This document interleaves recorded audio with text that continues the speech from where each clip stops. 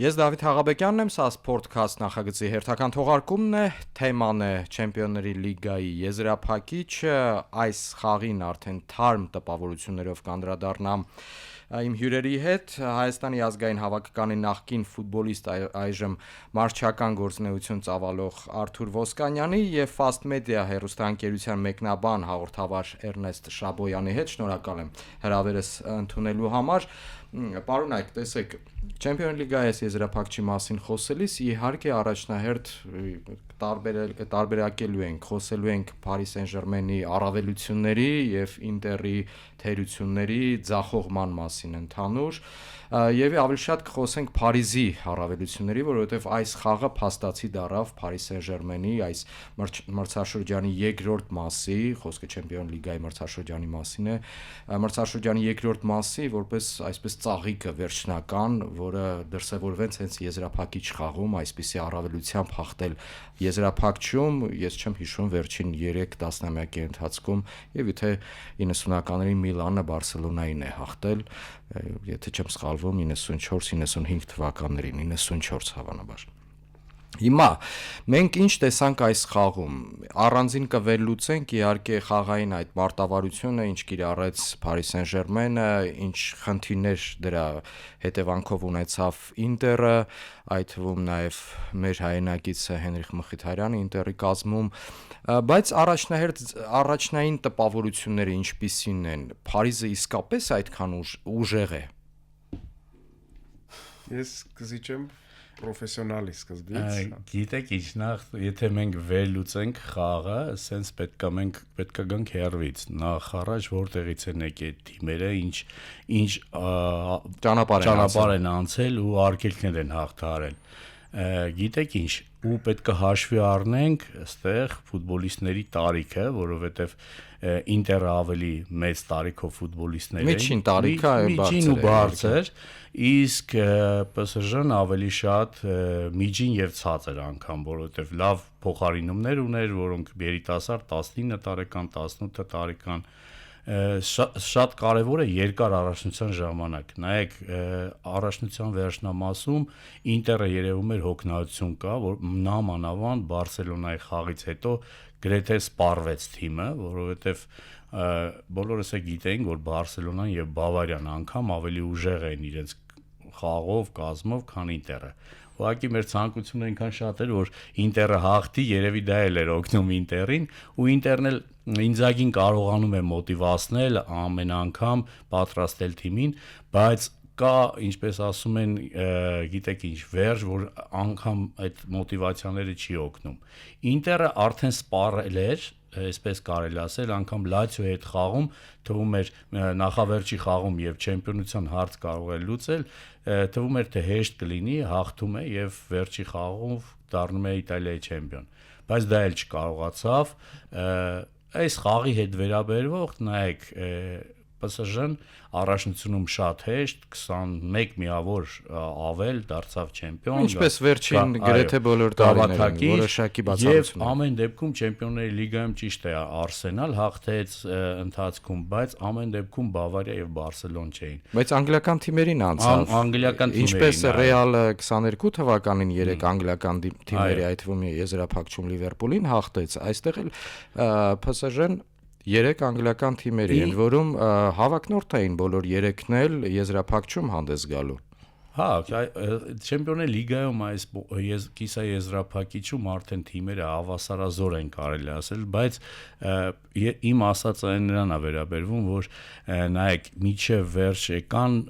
Ինտերը մեծ ուժեր ծախսեց ու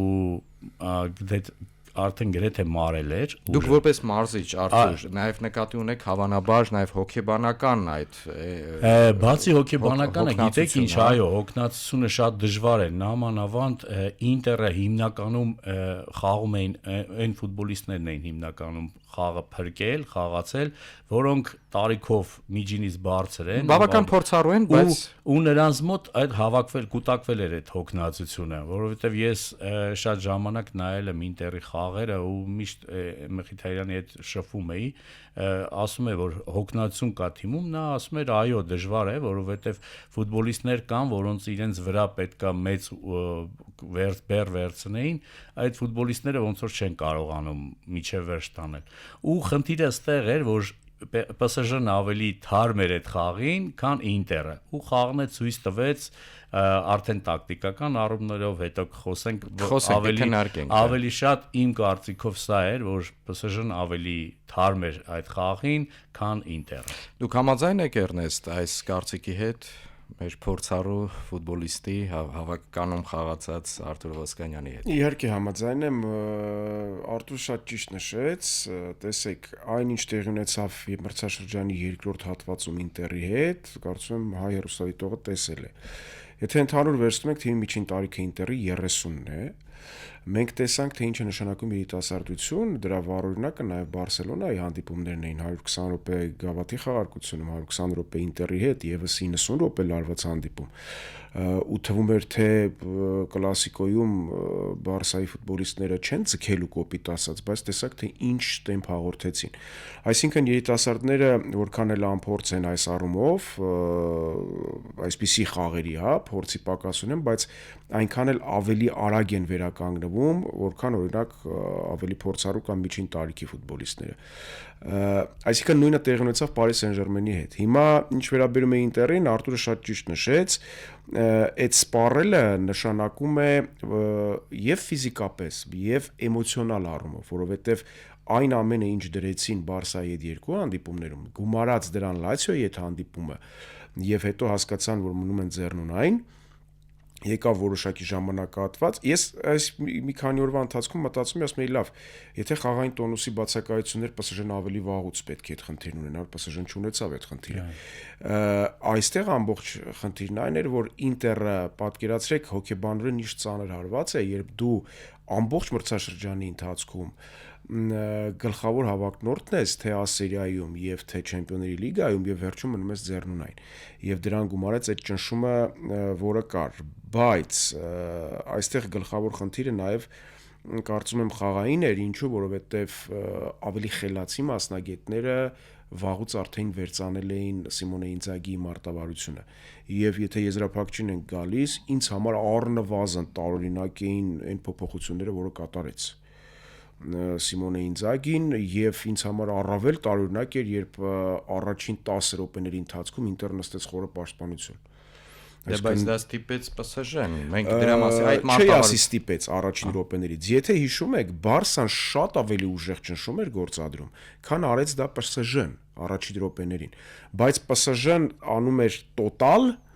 եւ այդ առումով ի տարբերություն Բարսելոնայի, եթե Բարսան արչեվի գծի հրաշալի խաղով կոմպենսացնում էր թիկունքում եղած թերությունները, PSG-ն էս առումով թույլ տեղ կարծես թե չուներ, հրաշալի միջինգից, հրաշալի պաշտպանություն, փայլուն դարպասապահ եւ ֆանտաստիկ արչեվի գիծ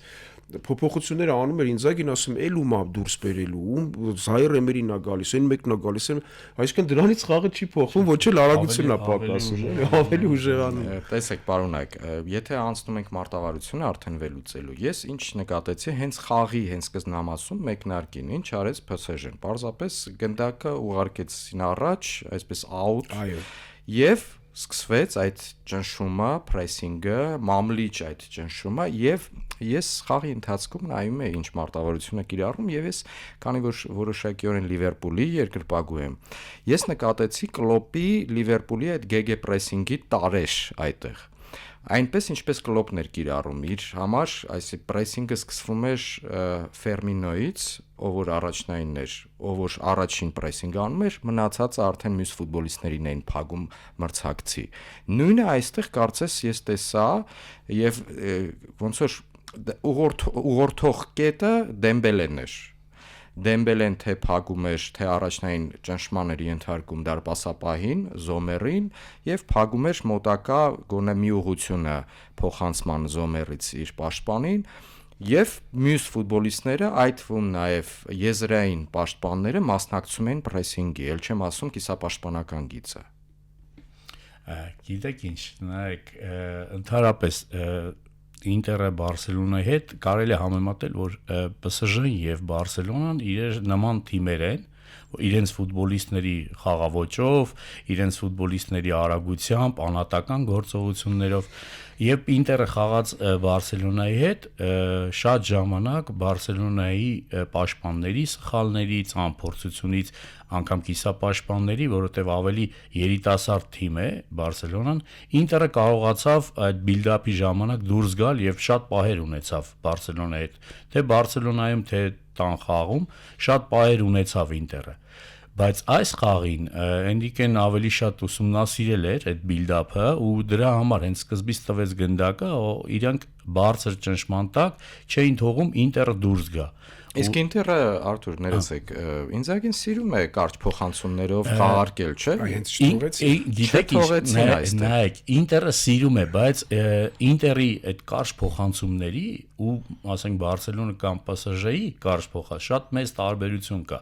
Նայեք, Ինտերը նույն ձևի սկսում է բիլդափը դարպասապայից, բայց շատ ժամանակ, նայեք, երկրորդ զոնա ինքը հակառակորդին բերում է իր կիսադաշտ եւ տարածությունները ազատում երկար փոխանցումով երկրորդ զոնա։ Ինտերը այդպես է խաղում, բայց Բարսելոնան եւ PSG-ն շատ քիչ են այդ երկրորդ զոնա երկար։ Նրանք սկսում են կարճ փոխանցում, կարճ միջին ու այդպես է հակառակորդին ստիպում են, որ հակառակորդը հետ գնա ու պաշտպանվի արդեն դարպասային գծում։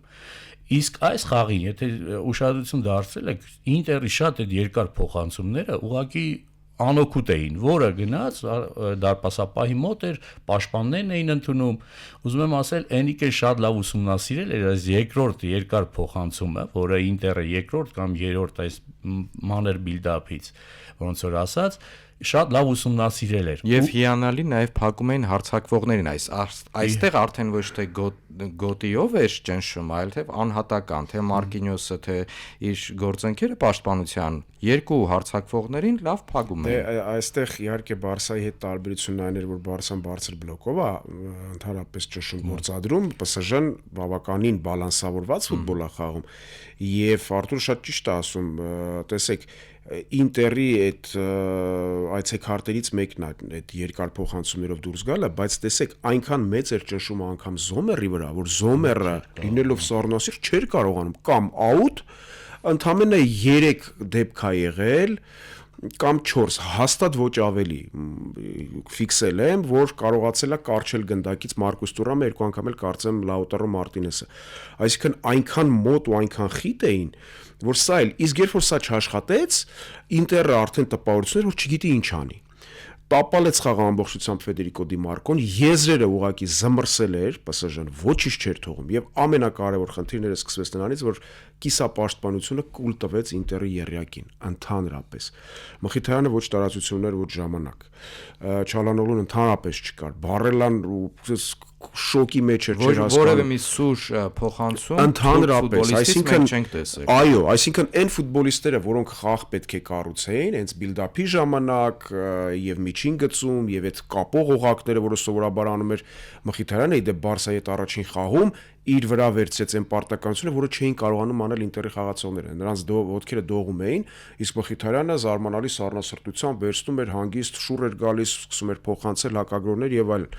Հիմա այդ ամենը Արտուրը լավ ասաց, շատ ուժեղ վերցանել էր Լուիս Էնրիկեն, ոչ միայն տարածությունից, այլ նաև ժամանակից էին կտրել Ինտերի ֆուտբոլիստներին։ Ու այստեղ հասկացա, որ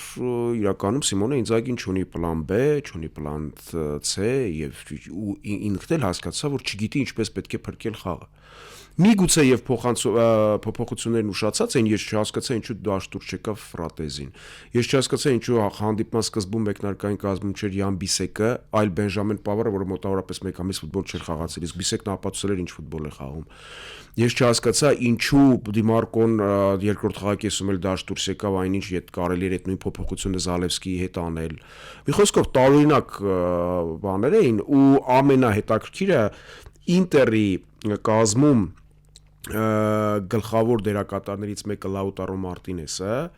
որը մեծ հաշվով կախված է Տուրամից, Տուրամն էլ Լաուտարո Մարտինեսից, այդ զույգը ընդհանրապես չաշխատեց, այսինքն կտրել էին բոլորից։ Պարոնակ, ես շարունակեմ ձեր միտքը հիմնական արտահայտած, որ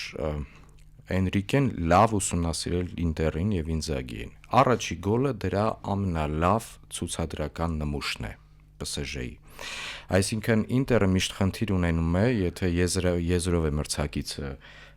գրոհում, մյուս եզրի վրա, եթե դասավորվում են նույնիսկ 5 պաշտպանով, այսինքն վերջին, այսինքն դարպասի հերավոր դարպասաձողի մոտ միշտ ազատ գոտի է ստեղծվում։ Եվ այդ գոլը այդպես եկավ նաև PSG-ի։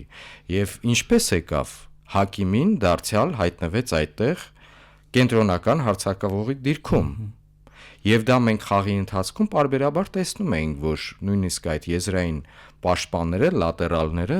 երբեմն մուտք են գործում այդ գոտիներ իրենց արագության տակ։ Առաջի գոլը իսկապես համաձայն եք, որ ցուցադրական միանշանակ համաձայն եմ, եթե նկատել եք հանդիպման սկզբում մի քանի անցումից հետո Հակիմիի Բաստոնին թողել էր իր դիրքը եւ ապահովագրում էր Դիմարկոյին թիկունքից, լավ հասկանալով, որ Դիմարկոն չի հասցնում։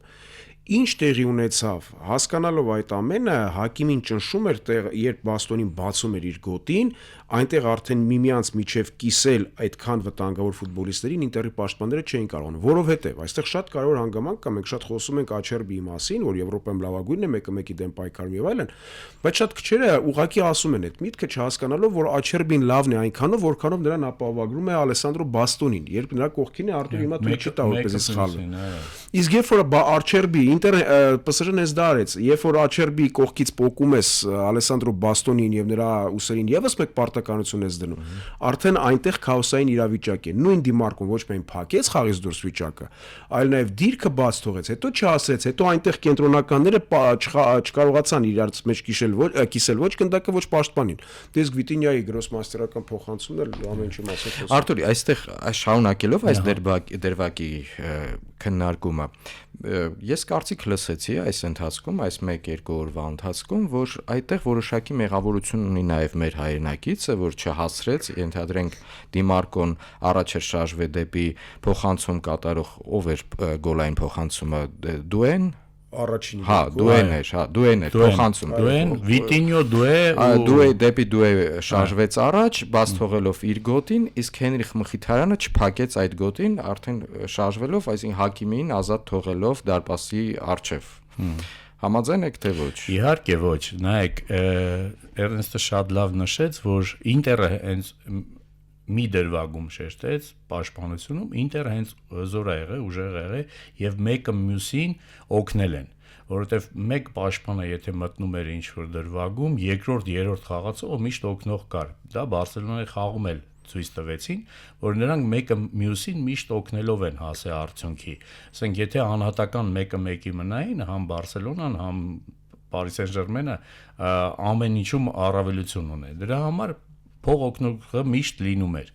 Այս դրվարգում նայեք, Էնրիկե ինչի համար ասեցի, որ Էնրիկեն շատ լավ ուսումնասիրել էր, անգամ այս դեպքում, եթե հիշեք, Բարսելոնայի հետ խաղում նույն ձևի աջ պաշտպան Էրիկ Գարսիան գոլի հեղինակ դարձավ եւ շատ պահեր ուներ, ինչպես այս խաղում Հակիմին։ Այսինքն երկու թիմերն էլ ճիշտ է, Բարսելոնան էլ էր ուսումնասիրել ու դրա համար Էրիկ Գարսիան միշտ միանում էր հարձակման ու այդ զոնայում հերու զոնայում միշտ ինքը առավելություն ուներ։ Նույնը ստեղ Հակիմին։ Բայց Էնրիկեի առավելությունը ինչն էր, երբ նա գնդակը թիմը ընդունում էր, Բարսելոնան շատ շտապում էր եւ ուզում էր միշտ այս ուղղայած պասը գտնեին, ուղղայած խաղային։ Իսկ Էնրիկեն ընդհակառակը հասկանում էր, նա անգամ հորիզոնական գնդակը տեղափոխում էին, իսկ հորիզոնական գնդակ տեղափոխելու ժամանակ բոլորս գիտենք, 3 կիսապաշտպանները Ինտերի, Հենրիխ Մխիթարյան, Չարլոշօղլու, նրանք մեծ աշխատանք են կատարում։ Այս ամբողջ դաշտի երկայնքով նրանք պետք է տեղափոխվեն աջ, հետո ձախ, 2-3 անգամ գնդակը տանել բերելուց, նրանք արդեն իսպար չեն կարող արդեն այդ զոնաները փակել։ Եվ Էնրիկեն լավ ուսումնասիրելով սա, գնդակը տեղափոխելով ստիպում էր բաց զոնաներ մնալ։ Հենց բաց զոնան ստացվում էր այդ կար ուղղայած փոխանցման օգտագործում էին։ Եվ պաշտպաններից մեկը նույնիսկ կենտրոնական փորձում էր որոշ չափի օգնել փակել եւ դրանով ստեղծվում են մյուս խնդիրներ, այսինքն շղթայաբար։ Եթե մեկ նայեք, հենց առաջի գոլը այդպես է ստացվում, գնդակի տեղափոխություն, ֆուտբոլիստը եզրային հարձակվողը բացվում է պաշտպանների մեջքի հետև, ուղղայած փոխանցում, պաշտպանները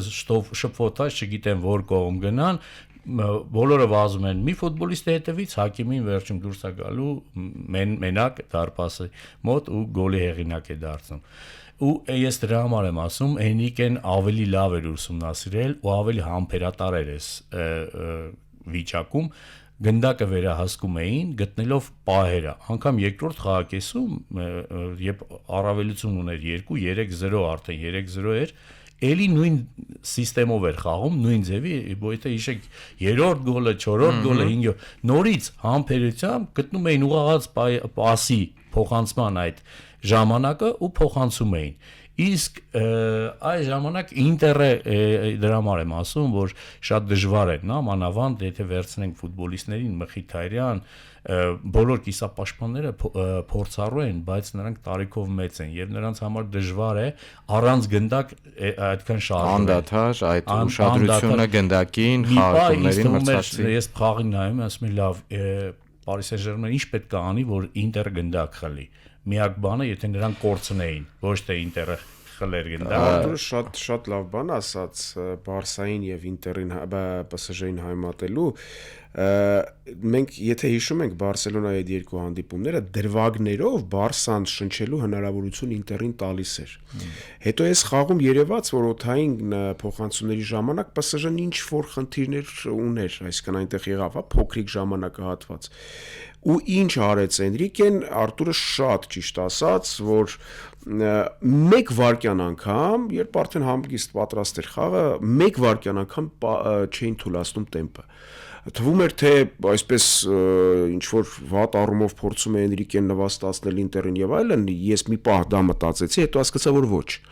Այս Ինտերին շանս տալ, ընդամենը մեկ գոլով կարող էր խաղը փոխվել, այնպես ինչպես եղավ Բարսելոնայի հետ խաղի ժամանակ, հիշում եք, երբ պետք էր գնդակը ուղակի տանել, երբ հաղթում էր Բարսան, պետք էր ուղակի գնդակը տանել անկյունային դրոշակի մոտ ժամանակ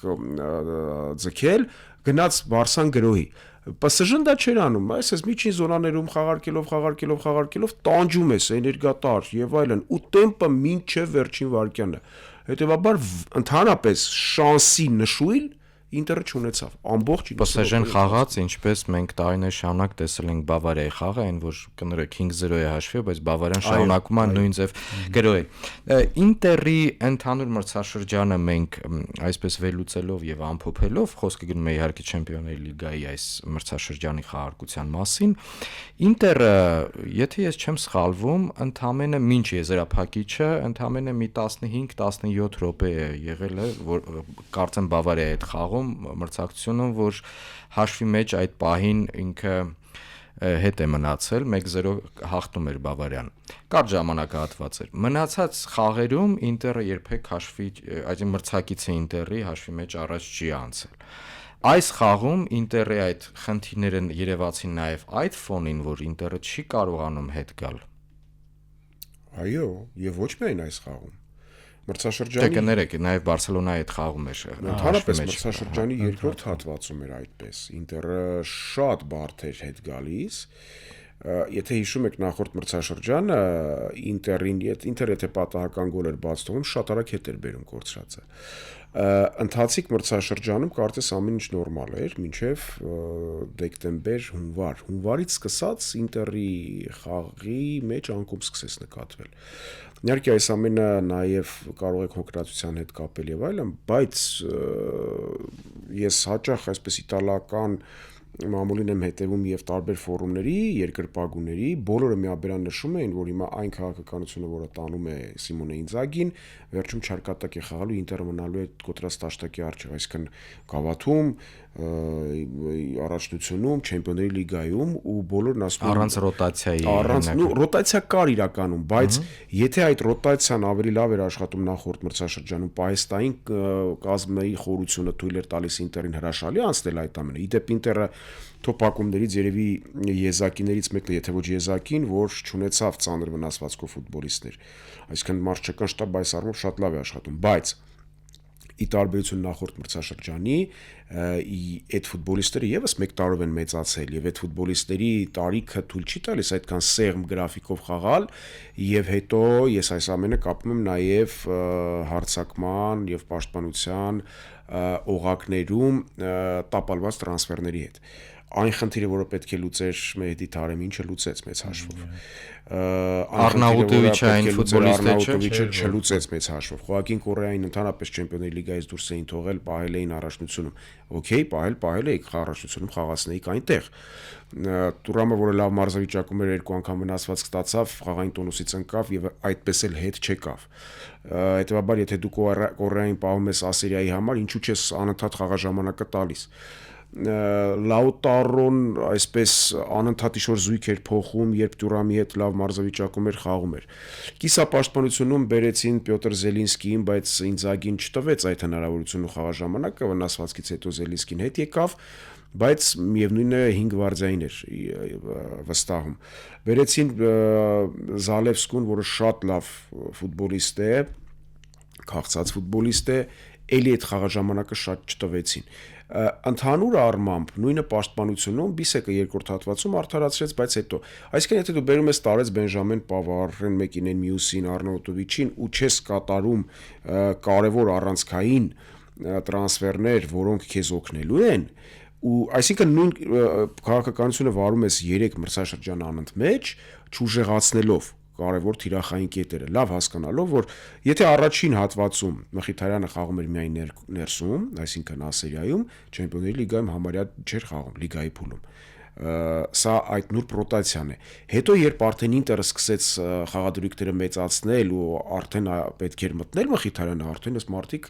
ճակում էին մեջտեղից 3 ճակատով չես կարող։ Մխիթարյանն էլ նշեց վերջին հարցազրույցներից մեկի ժամանակ, որ ամենածանր մրցաշրջանն էր եւ այլևս չի օրգանիզմը չի ձգում։ Այսինքն այս ամենը ուղակի պատճառ չէր եւ հետևանք չէր։ Այս ամենը պետք է հաշվի առնեին Մարոտան եւ ընկերները նախորդ մրցաշրջանից հետո իդեպ նախորդ մրցաշրջանը մստից ես շարունակում եմ պնդել, որ Ինտերն ամենամոտն էր Չեմպիոնների լիգան հաղթելն եւ պատրաստ է եթե Ատլետիկոից չփախնեին, չսայթակեին։ Արթուր, արդեն սահուն մոտեցանք Մխիթարյանի թեմային։ Ինչպիսի մրցաշրջան էր ընդհանուր առմամբ եւ ինչպիսի հասկանալի է, ինչպիսի եզրափակիչ էր Մխիթարյանը, մենք ինչպիսի հոգեվիճակում է մեր հայրենակիցը, մենք տեսանք խաղից հետո, երբ որ ինքը այդ արծաթե մեդալը ստացավ եւ արագ հանեց իր մի խոսքով այդպես հեռացավ եւ տխուր այդպեսի հայացքով գլուխը կախ հասկանում էր ինքը շատ ջանքերներ դնել մրցաշրջանում Չեմպիոն լիգայի հասնելով եզրափակիչ եւ փորձելով եզրափակչում հնարավորին չափ օգնել իր թիմին տանջվելով մինչ այդ իհարկե կիսա եզրափակչում այդ Բարսելոնայի հետ մրցակցությունը նամանտ Յամալի հետ մրցակցությունը ինչպիսին էր ընդհանուր մրցաշրջանը կարճ ամփոփենք գիտեք ինչ եթե վերցնենք Մխիթարյանի համար այս մրցաշրջանը իմ համար էլ նա ամենալավ մրցաշրջանն անցկացրել իր խաղով գիտեք ինչ մեծ ծավալի աշխատանք կատարելով ես ինքս խաղացել եմ կենտրոնական կիսապաշտպան ու լավ հասկանում եմ թե ինչ աշխատանքեր ընտանում Մխիթարյանը որ առաջին որակները իր ավելի հարցակողական են այդ Մխիթարյանը այնպիսի ֆուտբոլիստ է որ նա սիրում է ավելի շատ գնդակով ավելի շատ փոխանցումներ ավելի շատ հարցակմանը բայց այս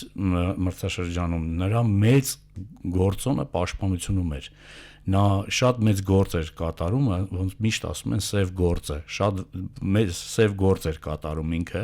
գնդակի խլման զոնաները փակելու ու նրան շատ քիչ ուժ էր մնում այդ հարցակմանը բայց նա հասնում էր դա էր շատ կարևոր դա փոխանցումներ էր կատարում ճիշտ է դրանք ֆուտբոլասերները տեսնում էին որ դա կարող է հարցակման սկզբնական փոխանցումն է, բայց սա ամենակարևոր փոխանցումն է, թե ինչպես սկսես հարցակումը ժամանակին եւ ուղղայած փոխանցումով։ Դա ամենաուժեղն էր Ինտերում այս տարի Մխիթարյանի ամենաուժեղ կողմն էր։ Հարցակումը ուղղայած փոխանցումով սկսել ու գոլով ավարտվել ու շատ դժվար իր համար ստացվեց ու ցանկալին այն էր որ նա հաղթեր ու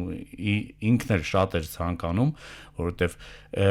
հասկանում էր որ դժվար կլինի հետագայում Չեմպիոններ լիգայի եզրափակիչում լինել, չգիտենք առաջնությունը ինչպես կավարտի այս մրցաշրջանը կշարունակի Ինտերում թե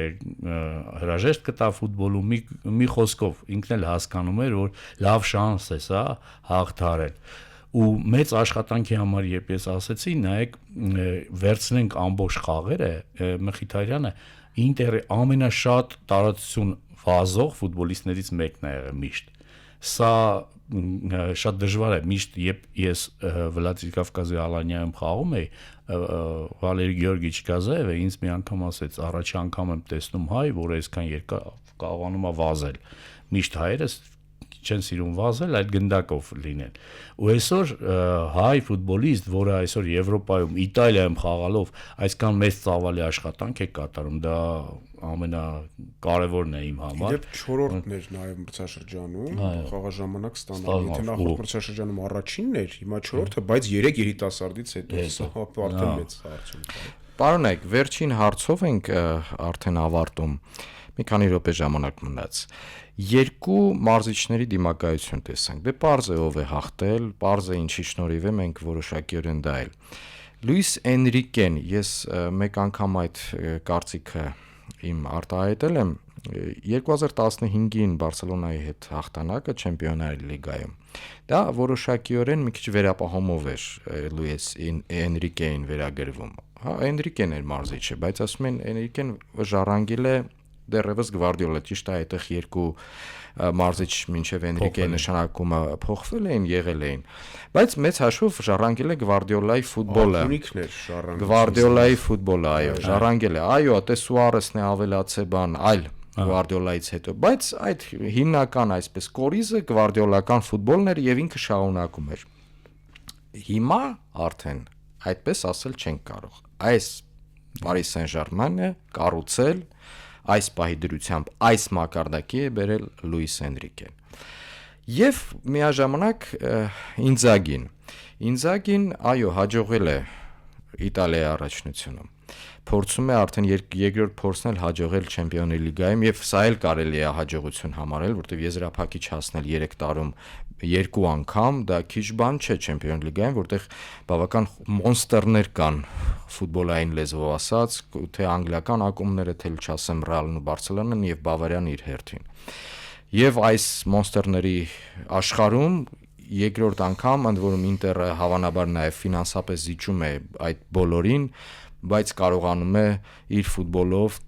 հասնել այսպիսի արդյունքների։ Հիմա Ինզագի եւ Էնրիկե Արթուր գիտեք ինչ ասենց ասեմ իմ համար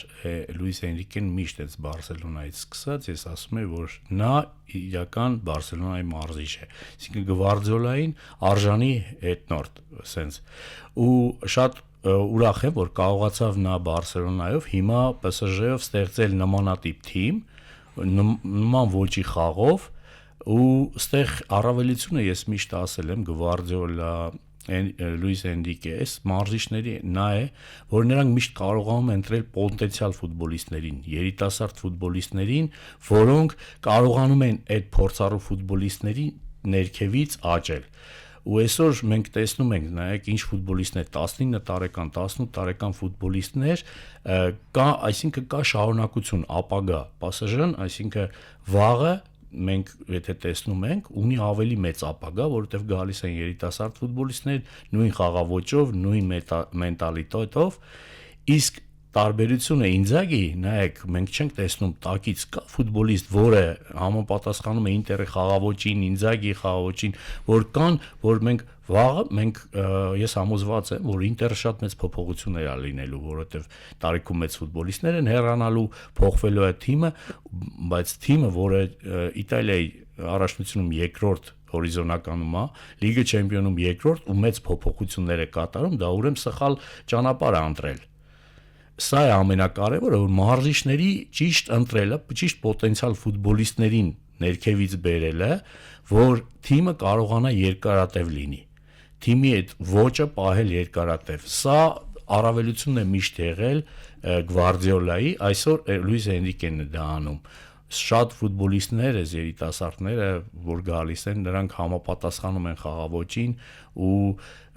սովորում են, ոնց որ ասած, այդ խաղաոճով աճել։ Ու համոզված եմ, որ PSG-ն իրեն այս թիմով դեռ ավելի շատ առաջ է գնալու, ավելի շատ արդյունքներ է ցույց տալու, որովհետև դժվար է նման թիմին խանգարել։ Էրնեստ, դուք էլ մեկնաբանում եք Իտալիայի առաջնությունը։ Նշեցիք նաև, որ նախորդ մրցաշրջանում Ինտերը իսկապես կարող էր գավաթը վերցնել Չեմպիոնների լիգայի։ Հավակնորդները, եթե Ատլետիկոյի հետ այդ չարաբաստիկ այդ մրցակցության մեջ Ատլետիկոն դրանից հետո չշարունակեց, այո, Ինտերին անցավ, բայց չշարունակեց հետո հենց հաջորդ փուլում դուրս թռավ ընդհանուր խաղարկությունից։ Ինտերը ռեգրես է ապրում։ Չէ, Ինտերը ռեգրես չի ապրում, Ինտերը այս ժամանակաշրջանը մոտեցել է ավարտին։ Այսինքն ներսից տեսեք, ավելի պարզ բացատրելու համար, այսպես կասեմ, կարճատև կա կարճաժամկետ ծրագիր եւ երկարաժամկետ ծրագիր։ Հիմա այս ամենը գալիս է շատ ավելի խորքից, որովհետեւ այն Ինտերը, որը կար Ստիվեն Չժանի ժամանակ, այսպես բավականին լավ վիճակում էր, բայց Ստիվեն Չժան, Բեպե Մարոտա, նո ավելի շատ ամերիկյան ներդրումային ընկերությունը, որը վերցրեց պարտքի դիմաց Ինտերը, այս ընթացքում Ինտերը հնարավորություն չունեցավ տրանսֆերներ անելու։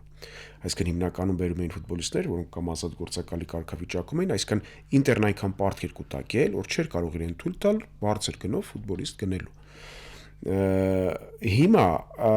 պատահական չէ այս ամենը, ես ինչու նշեցի, որ ավելի խորքային են պատճառները։ Սա ռեգրես համարել չի կարելի, որովհետև առավելագույն այս կազմից Սիմոնը Ինձագին քամել է։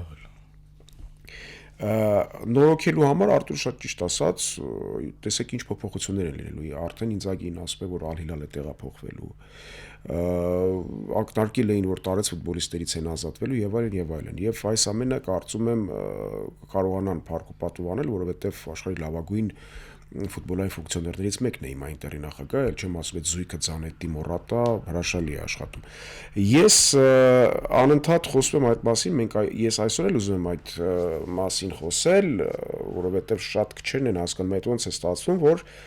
իտալական թիմերը հասնում են եզրափակիչ ու գրեթե միշտ պարտում են, կամ պարտում են անգլիական թիմերին կամ այն թիմերին, որոնք արագաուժային, ուժային չէ, բայց արագ տեխնիկապես ագեցած ֆուտբոլ են խաղում։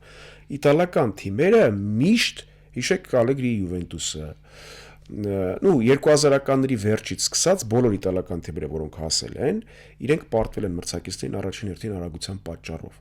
Ինչու? Որովհետև A սերիայի առաջնությունը այն տեմպը չունի,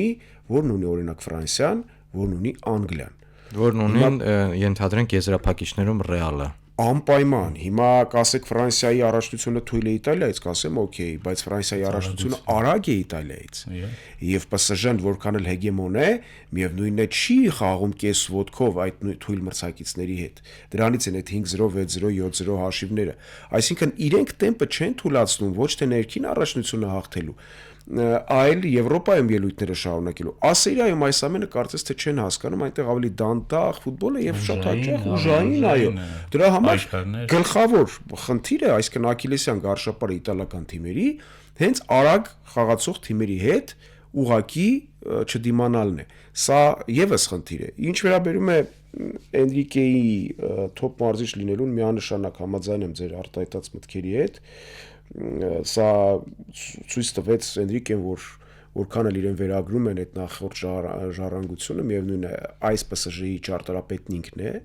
բայց այստեղ էլ կարևոր խնդիր կա։ Էնրիկեն դարձավ այն ֆուտբոլիստը, այն մարզիչը, որը փայլուն աշխատեց Լուիշ Կամպուշի հետ, իսկ ՊՍԺ-ում գիտեք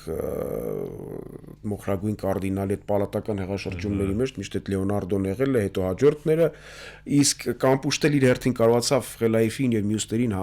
համոզել, որ եղբայր Նեյմարով, Մեսիով եւ բարձր արժեք ունեցող գերաստղերով թիմ չես կառուցի, Չեմպիոնների լիգա չես հաղթի։ Հետեւաբար ես նկատեցի չես հաղթի, եթե քո գաղափարախոսության համապատասխան չէ։ Միլիարդներ է ծախսում լիգա 1 հաղթելու համար, եւ երբ տեսա վերադարձել էին արդեն ցուցադրում էին Չեմպիոնների լիգայի գավաթը, Խելայիֆին կանչում էր Էնրիկեին, ասում էր դու պետք է ցույց տաս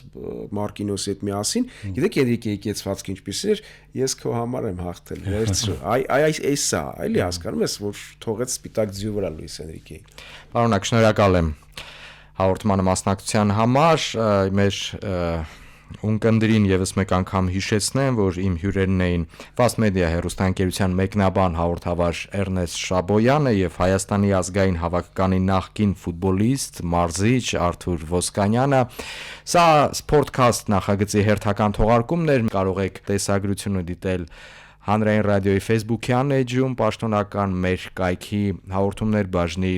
Sportcast հատվածում եւ իհարկե պաշտոնական YouTube-յան ալիքում։ Ես Դավիթ Աղաբեկյանն եմ, առայժմ։